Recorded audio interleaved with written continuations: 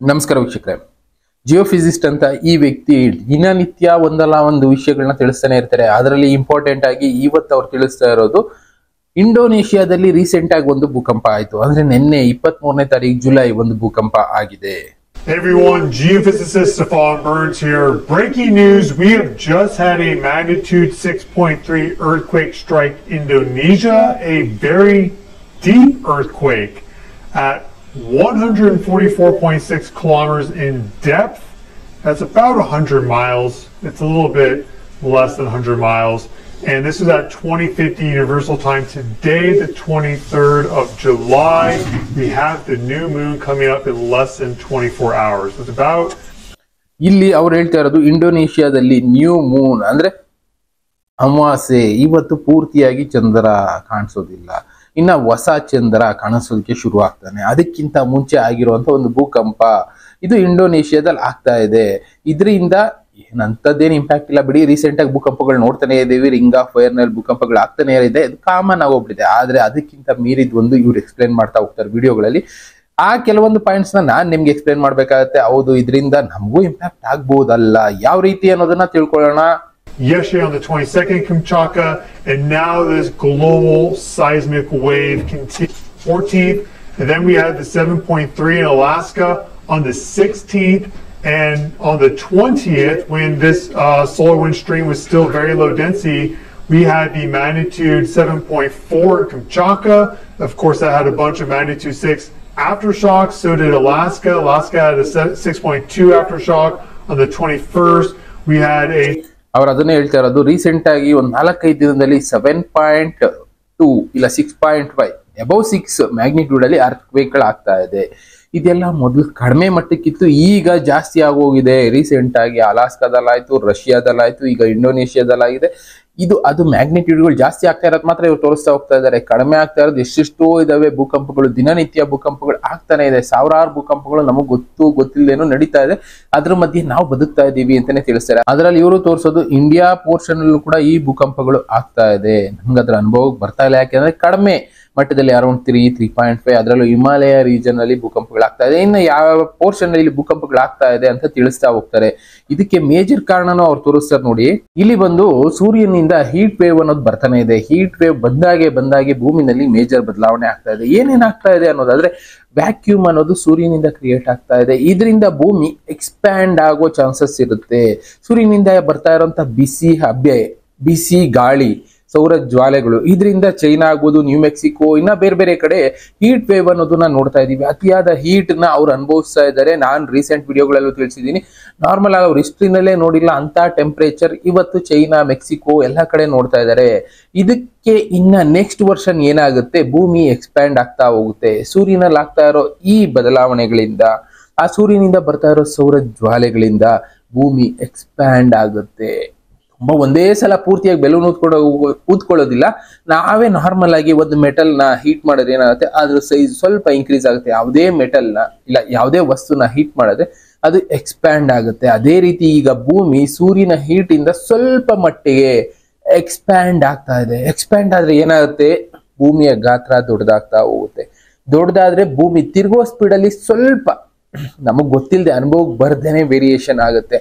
ಆ ವೇರಿಯೇಷನ್ ನಿಂದ ಇವತ್ತು ನೋಡ್ತಾ ಇದೀವಲ್ಲ, ಚಂಡಮಾರುತ, ಗಾಳಿ ವಿಪರೀತ, ಮಳೆ, ಪ್ರವಾಹ ಇದೆಲ್ಲ ಕಾಡ್ತಾ ಹೋಗುತ್ತೆ. ಒಂದು ಕಡೆ ಅತಿಯಾದ ಬಿಸಿ ಕಾಡ್ತಾ ಹೋದ್ರೆ ಇನ್ನೊಂದು ಕಡೆ ಸ್ವಲ್ಪ ಎಕ್ಸ್ಪ್ಯಾನ್ಷನ್ ಆದಷ್ಟು ಅತಿಯಾದ ಮಳೆ, ಅಂದ್ರೆ ಭೂಮಿ ತಿರುಗೋ ಸ್ಪೀಡು ಸ್ವಲ್ಪನಾದ್ರೂ ಜಾಸ್ತಿ ಆಗುತ್ತೆ. ನಾರ್ಮಲ್ ಆಗಿ ಕಡಿಮೆ ಆದಷ್ಟು ನಮ್ಗೆ ಕಡಿಮೆ ಅನ್ಸುತ್ತೆ, ಅದೇ ಜಾಸ್ತಿ ಆದಷ್ಟು ಎಕ್ಸ್ಪ್ಯಾಂಡ್ ಆದಷ್ಟು ತಿರುಗೋ ಸ್ಪೀಡ್ ಅಲ್ಲಿ ಸ್ವಲ್ಪ ಜಾಸ್ತಿ ಫೀಲ್ ಆಗುತ್ತೆ. ಅವಾಗ ಏನಾಗುತ್ತೆ, ಆಟೋಮೆಟಿಕಲಿ ವಾತಾವರಣದಲ್ಲಿ ತುಂಬಾ ವೇರಿಯೇಷನ್ಗಳು ಕಾಣಿಸುತ್ತೆ.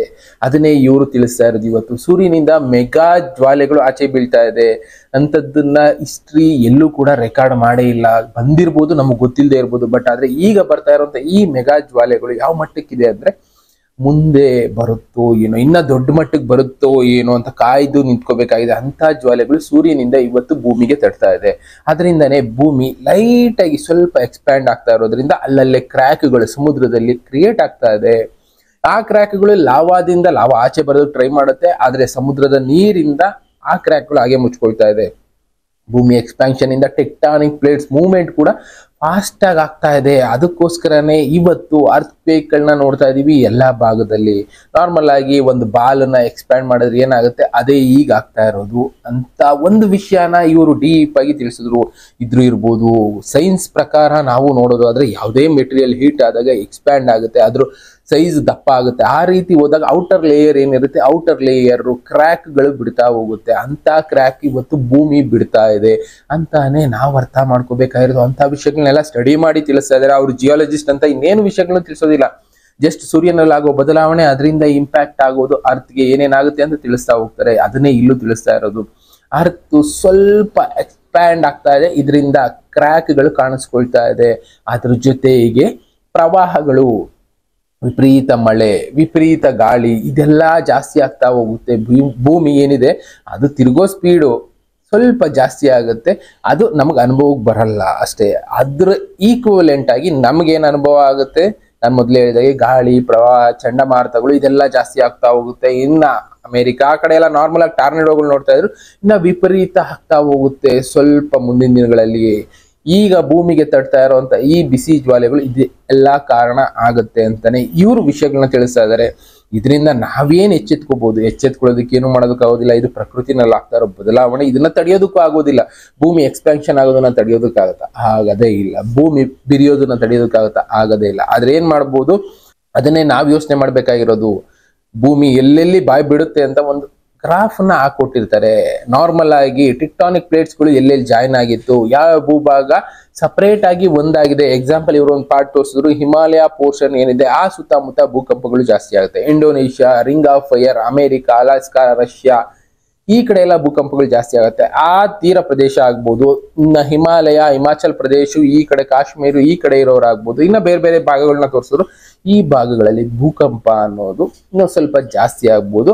ಆದಷ್ಟು ಆ ಸುತ್ತಮುತ್ತ ಏನು ಪ್ರಿಕಾಷನ್ ತಗೋಬೇಕು, ಭೂಕಂಪ ಆದ್ರೆ ನಾವು ಯಾವ ರೀತಿ ಎಚ್ಚರಿಕೆಯಿಂದ ಇರಬೇಕು ಅನ್ನೋದಕ್ಕೆ ಸಿದ್ಧತೆಗಳನ್ನ ಮಾಡ್ಕೊಳ್ಳಿ ಅಂತಾನೆ ತಿಳಿಸ್ತಾ ಇರೋದು.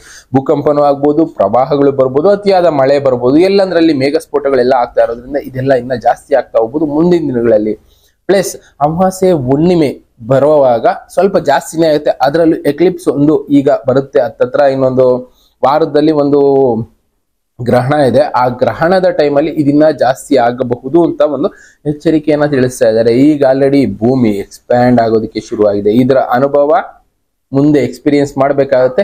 ಆದಷ್ಟು ನಮ್ಮ ಭಾರತದ ಮಟ್ಟಿಗೆ ಲೆಕ್ಕ ಮಾಡ್ಕೊಳ್ಳೋದಾದ್ರೆ ಹಿಮಾಚಲ್ ಪ್ರದೇಶ್, ಹಿಮಾಲಯ ಈ ಸರೌಂಡಿಂಗ್ ಭಾಗಗಳೇನಿದೆ, ಟೆಕ್ಟಾನಿಕ್ ಪ್ಲೇಟ್ಸ್ ಎಲ್ಲೆಲ್ಲಿ ಜಾಯಿನ್ ಆಗಿದ್ದಾವೆ ಆ ಭಾಗದಲ್ಲಿ ಭೂಕಂಪಗಳು ಇನ್ನೊಂದು ಸ್ವಲ್ಪ ಜಾಸ್ತಿ ಆಗೋ ಚಾನ್ಸಸ್ ಇರುತ್ತೆ.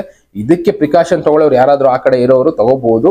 ಅಂದ್ರೆ ಬಹುಮಹಡಿ ಕಟ್ಟಡದಿಂದ ಇರೋದನ್ನ ಅವಾಯ್ಡ್ ಮಾಡ್ಕೋಬೇಕು. ಯಾವಾಗ ಆಗುತ್ತೆ ಹೇಳೋದಕ್ಕಾಗೋದಿಲ್ಲ, ಇದೇ ಡೇಟು ಇದೇ ಟೈಮು ಅಂತ ಯಾರು ಕೊಡೋದಕ್ಕಾಗೋದಿಲ್ಲ. ಇವನ್ ಸೈಂಟಿಸ್ಟ್ಗಳಿಗೂ ಗೊತ್ತಾಗ್ತಾ ಇಲ್ಲ ಯಾವಾಗ ಏನಾಗುತ್ತೆ ಅಂತ. ಬಟ್ ಬದಲಾವಣೆ ಆಗುತ್ತೆ, ಸಿದ್ಧ ಆಗಿ. Mars, because you have the solar wind energizing the ionosphere, just in general the atmosphere of Mars, which is very, very. I can show you now. The conditions are such that the water can actually, some of it boil off because it's energizing, and it's expanding into that vacuum as a water vapor. Boyle's law in action. We get things that can expand under a vacuum, and so it makes sense that that's what's happening with the Earth at this moment in time.